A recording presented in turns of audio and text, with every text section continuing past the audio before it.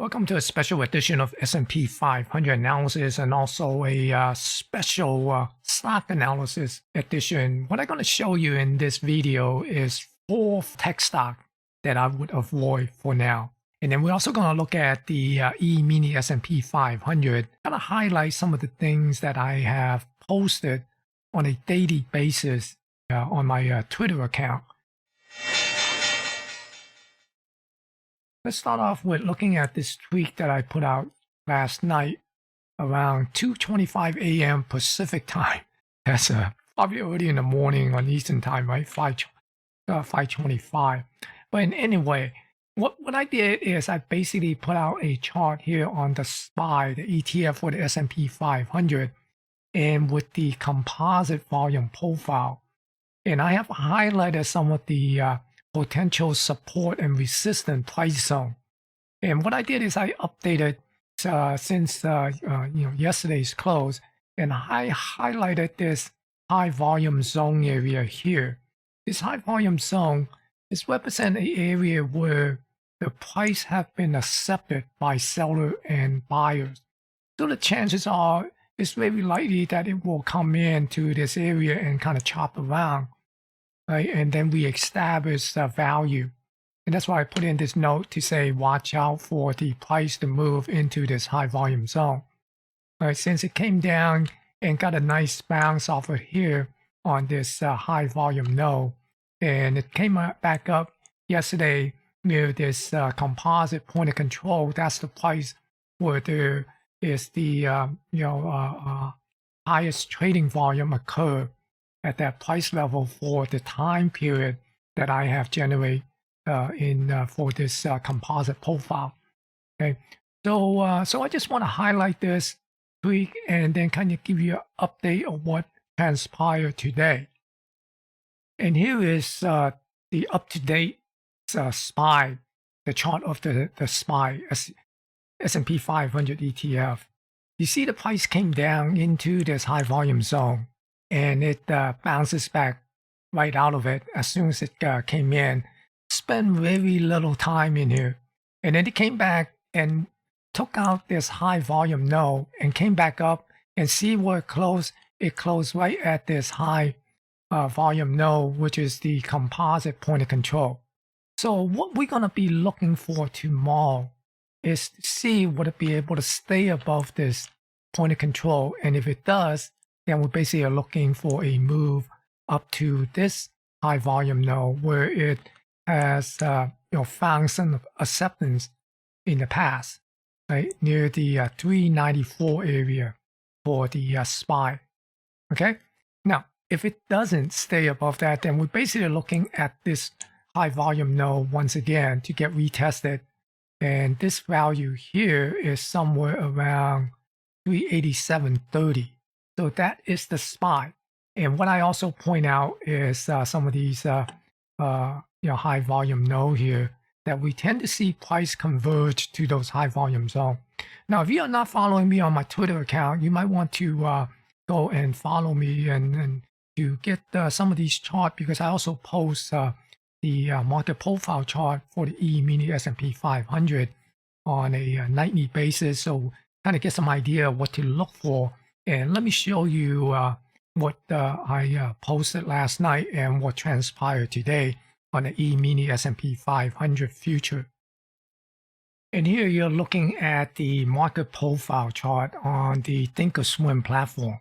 I posted last night around 11:18 p.m. Pacific time, which is about 2:18 Eastern time. And I said, pay attention to those single prints. And those single prints are these right here that I put in. And what I'm referring to is, the price will likely come up and go to and fill these areas, because these single print is basically this.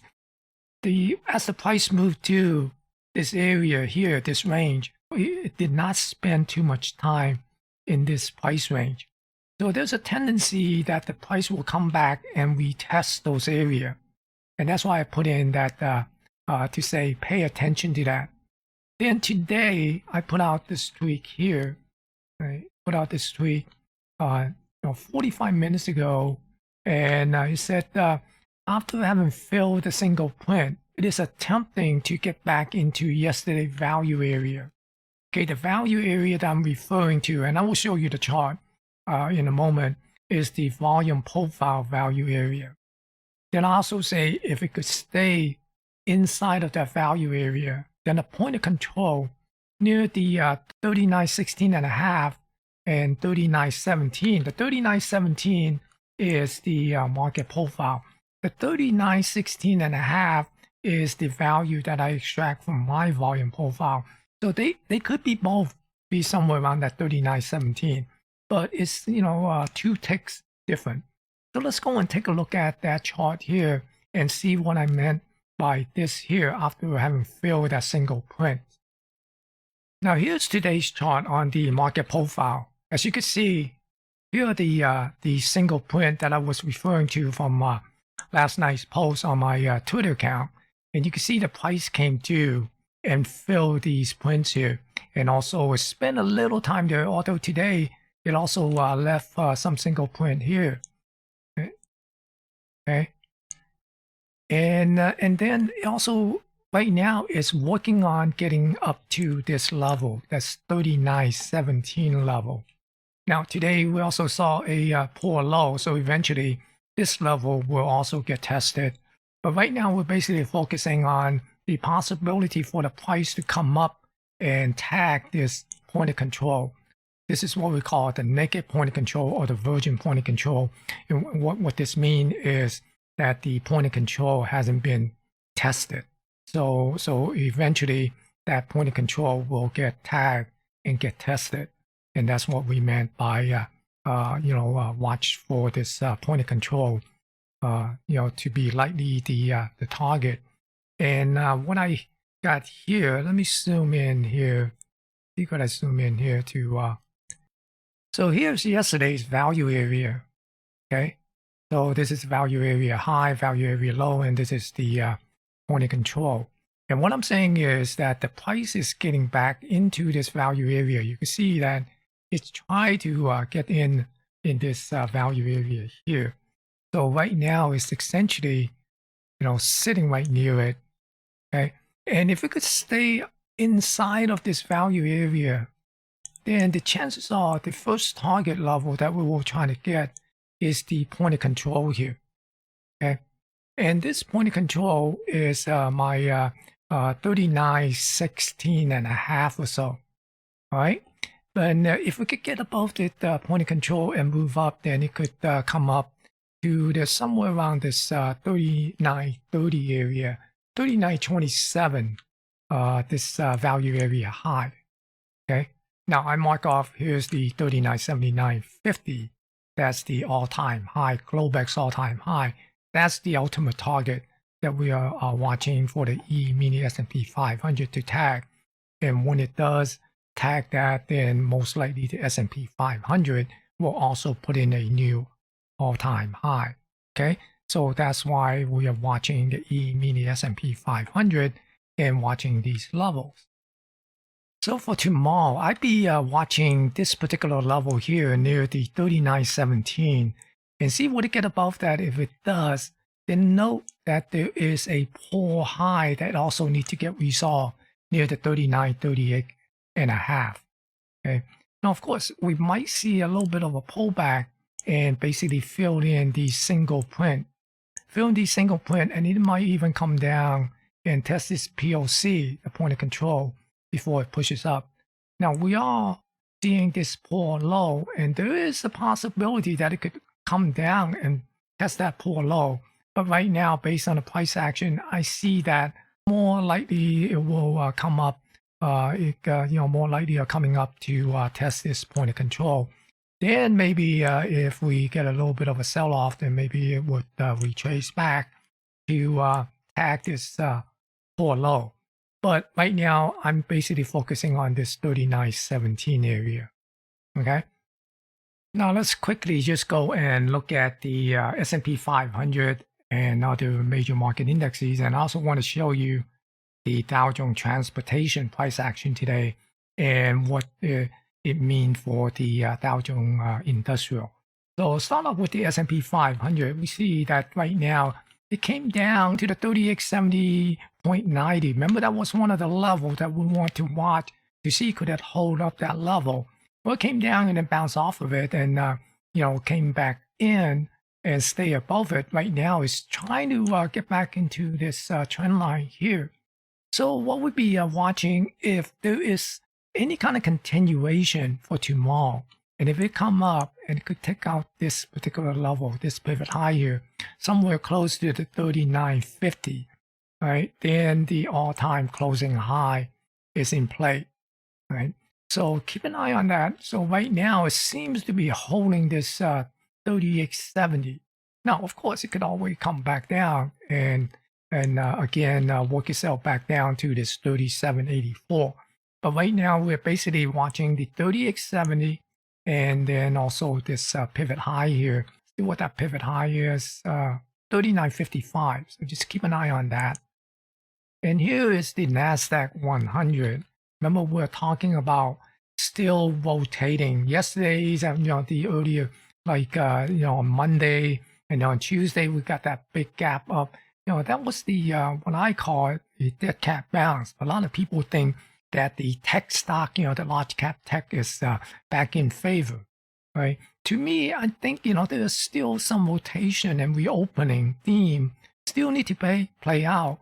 And a lot of these high tech, the large cap tech stock and also a lot of these hype EV stock is still way overvalued, right? So they're going to, maintain the pressure on the Nasdaq, right? So right now, although it is trying to hold this 12,786 area here.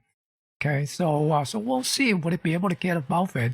But ultimately, you still need to get above this 13,280 in order to show that it have reversed this pullback.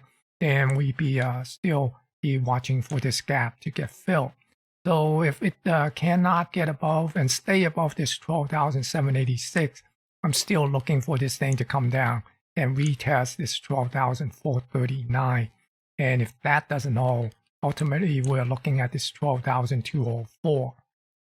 And here looking at the Russell 2000, the Russell 2000 also got a nice bounce today. But again, we need to see would it be able to get back above this 2194, 2195 area.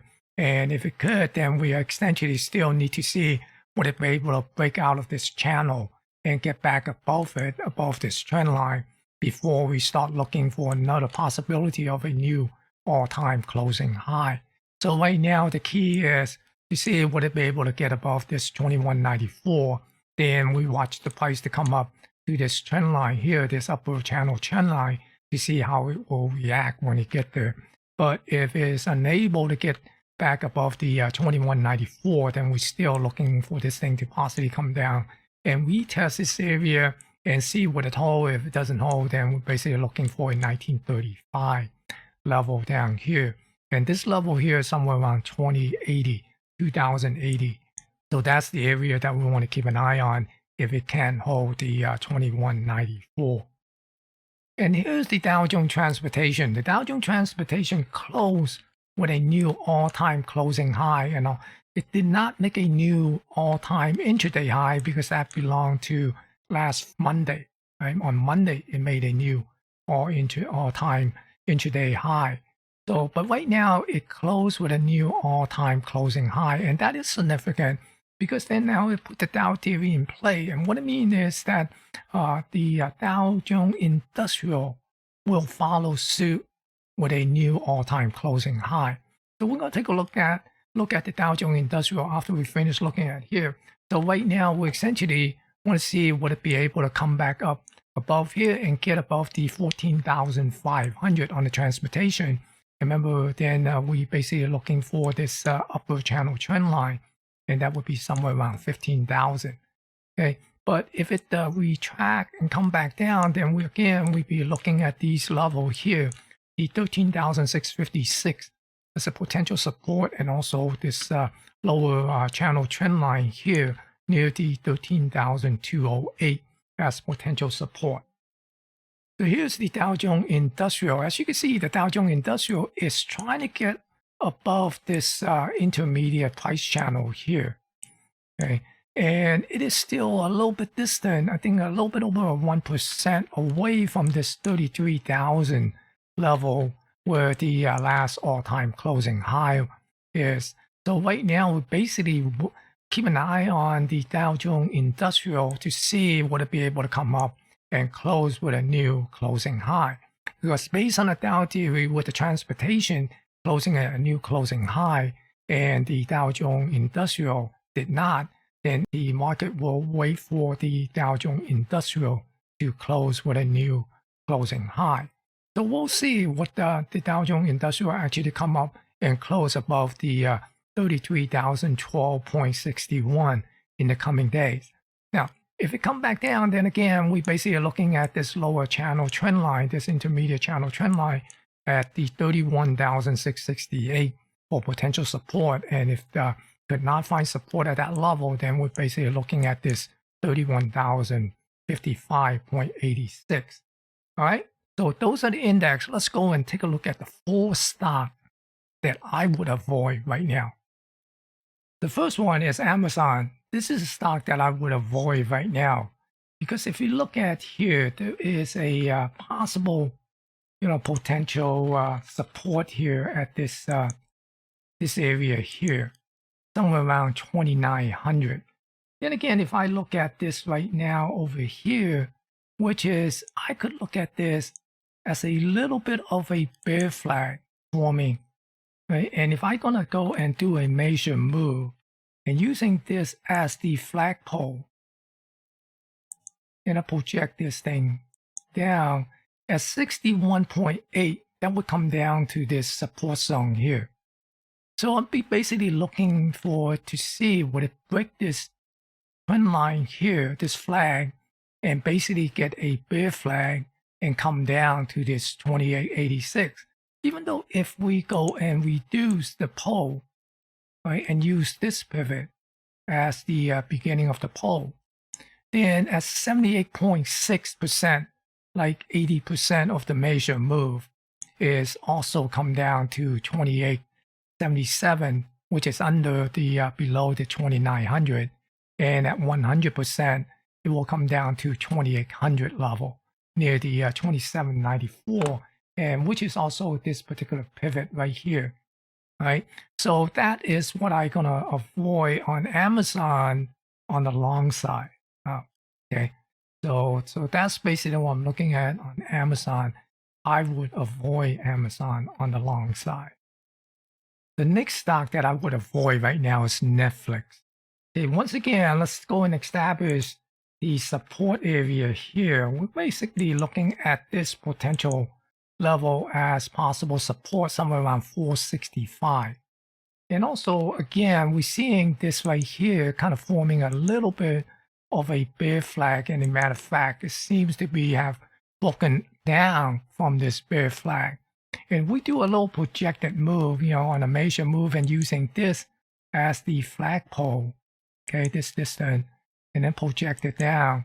So again, at 78.6 or near 80% of the major move, that will bring it down to the support zone of 465. Okay? And if we reduce this, let's say we are changing the flagpole to start from here, then at 100% major move of this bear flag, it is close to this zone. Also, it's come down to slightly above it at $470. Right? So in either case, no matter where you want to use as the beginning of the flagpole, then this is the support zone to keep an eye on this breakdown from this bear flag. So I definitely would avoid Netflix on the long side as well at this particular time. Now, the next stock that I would avoid is Nvidia. Again, let's go and establish the potential support area. And we're basically using this area here, more of this gap fill or the previous gap fill. So we're looking at somewhere around 470 as a potential support level. Now, look at this right here. Although it's not an ideal bear flag, but if you look at this, the setup here, and you can see this is a little bit of a consolidation area right? And if we saw it broke down today, and if I do a major move based on this distance here, and just do a major move, and that would bring this thing down to close to this support level, somewhere around $470 area for Nvidia. So this is another stock that I would avoid on the long side for now. And the fourth stock that I would avoid on the long side right now is Shopify. Okay, again, let's go and establish the potential support area here. All right, so I'll be looking at somewhere around 868, 870 area. So 850, 868. Now, look at this again. We're basically looking at this as a bear flag forming here, and it broke down from this bear flag. And again, we're going to use the major move and using this as the flagpole, and then we just project this thing down. And you can see at 78.6, it is close to this support zone here, so nearly the 80% major move. And if we move the flagpole down, which would be a little bit too short here on this flagpole, then we're basically looking at this 147.127 extension, right? So I don't think this would be a valid, or you could do it here then at a 100% major move from this flag, this pivot here, then you get 100% major move down near this 835. So it's basically getting into this support zone. Okay, so those are the four stocks that I would avoid on the long side right now: Amazon, Netflix, Nvidia, and Shopify. Now, here's the thing also, here's another one, that this ETF. Here's the QQQ I would also avoid right now, because that's basically is the Nasdaq 100 ETF, right? So you can see that there are some level here that I have identified potential support, right? One here is this pivot high here at this 303, and here is the 297, okay? So let's go and take a look at this right here. Once again, we want to go and look at the potential formation, the price formation. And if you could see here, right, we can see that there has been a consolidation area in this range here. And today it tried to break down from it, kind of sneak back up. So we're going to keep an eye on it to see, will this thing continue to break down? And if it does, then we're basically looking at this right here, this major move, which would bring it down to the 297.37 area. Right, we're basically just measuring this the distance of this this range here and just kind of project it down. So it's a 1x projection. So you can see the QQQ could also be coming down and retest this 297. So those are the four stocks and the ETF that I would avoid going long right now. I hope you find this video informative and educational, and be sure to smash that thumbs up to help me promote and share this video. Thank you for watching, and stay safe.